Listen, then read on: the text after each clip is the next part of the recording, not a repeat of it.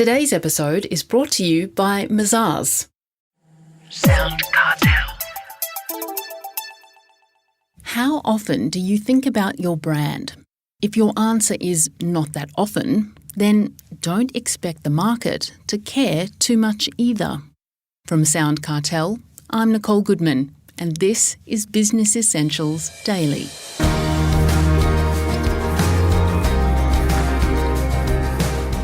That's according to brand creator and consultant Beck Hughes, who says one of the biggest mistakes businesses make about their brand is looking and feeling the same as everyone else in their industry.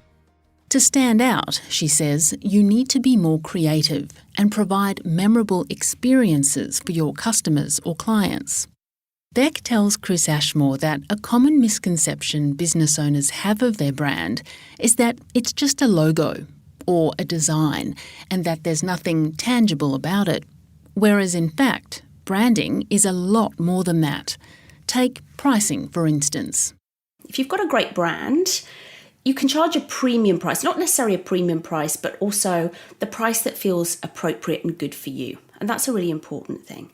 The other thing is it's about connection and talent attraction. So you want to attract the best people to work with you in your business. That might be employees, but that may also be who you want to network with and who's going to refer your business. So having a great brand is going to bring the right people to you. They're going to feel comfortable with you.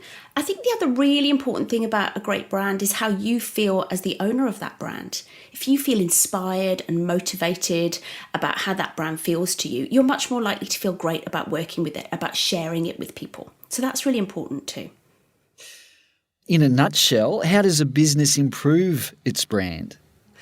And I think for me, there are probably 4 key things, which are broad things, and there's lots involved in it. But the first thing for me is how you improve your brand is you get better in touch with your meaning.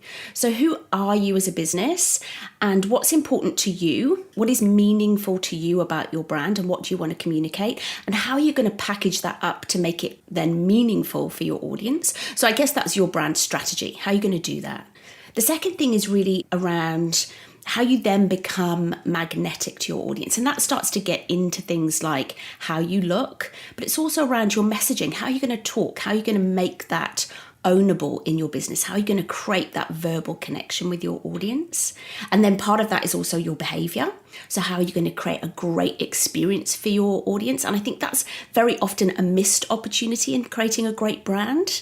And then also the third thing, another M, is around management. How do you manage your brand? And that gets forgotten very often because people focus on how their brand looks and what they're going to put on social media, what they're going to put on Instagram.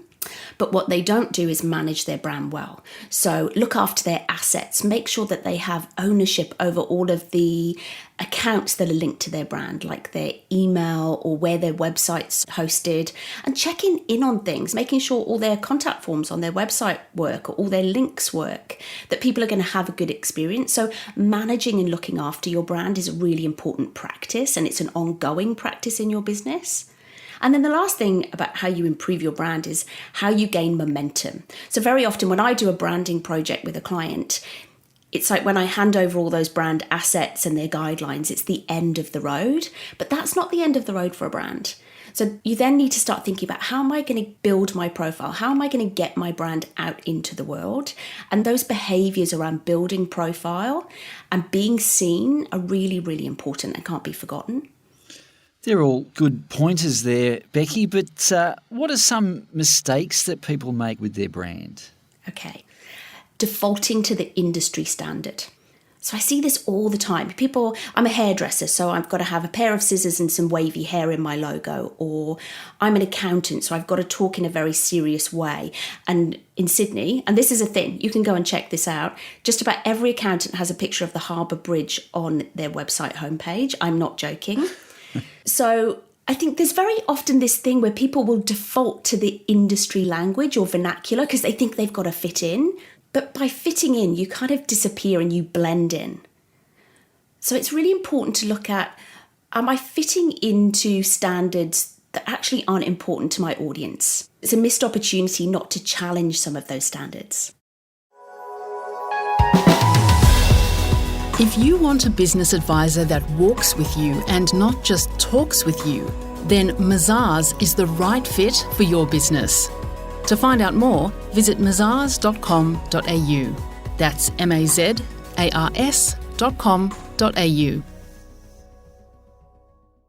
Are there any well-known companies, Becky, that you admire for their good branding? There's a few obvious ones. I always talk about Apple. And the reason for Apple's great branding is not just their visual, which is very clean and beautiful and recognisable. What Apple do brilliantly is the brand experience. So I always talk about my husband, and he's obsessed with Apple. He's just an Appleophile, if that's a thing. That needs to be a thing. And he loves the experience of receiving an Apple product. So what it looks like when it arrives, how it's packaged, that ritual of opening it, there's 3 or 4 little boxes. It's like opening a Russian doll in the beautiful little instruction leaflet. They manage that customer experience from purchase through to opening through to use brilliantly. I would also say Dyson a little bit are very similar in that way, in how they have really invested in the experience. And that's what I was talking about earlier. Experience in brand is often overlooked as an opportunity. You kind of focus on, let's create a brand, let's communicate, what am I going to post on Instagram? And you forget what I call the after party. What are people going to experience when they actually engage with you? Terrific. Is there ever a good time to rebrand? There is an appropriate time to rebrand, I think. This comes down to what I call the brand life cycle. So very often when people start out in business, we've all done it. We go, right, I just want to get started. I've got this idea. I need a logo. I just want a quick, easy website, 2 or 3 pages. So you kind of DIY. And that DIY approach is not only acceptable, it's smart. It's the clever thing to do. But I think if your business then picks up and you get traction and you go through a growth period and a learning period, very often at about 18 months, 2 years, 3 years in, you'll find that maybe some things aren't hanging together as well as they could be. So there is definitely a time period that I find usually the rebrand conversation will come up, because I think businesses do evolve in those early years. And the reasons that you would find that there might be that sort of misalignment that has come from that evolution is your brand may not reflect what you do as a business anymore. So you may have changed your services, you've changed what you care about, what you stand for, who you want to work with. So your brand no longer reflects those things. So that's a really good reason to rebrand. Another good reason to rebrand is acquisitions and mergers. So sometimes if you join forces with another business or you acquire another business, then it may become appropriate to rebrand to bring those different offers together if they're slightly different offers. Another reason to rebrand, which I suppose is a bit of a negative, but it often does become an opportunity, is if you're kind of struggling with a negative perception. So there might be negative perception in your industry as a whole, if something has kind of happened in your industry, or if you as a business have had challenges or trouble in the past that you then need to redirect. And a good way to redirect that is through a rebrand. That was brand creator and consultant Beck Hughes.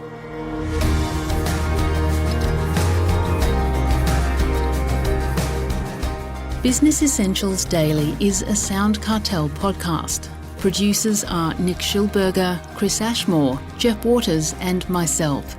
Technical production by Pete Letts and Belinda Trimboli. I'm Nicole Goodman. Thanks for listening.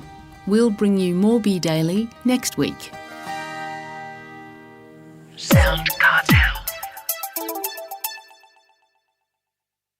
This episode was brought to you by Mazars. To find out more, visit mazars.com.au. That's mazars.com.au.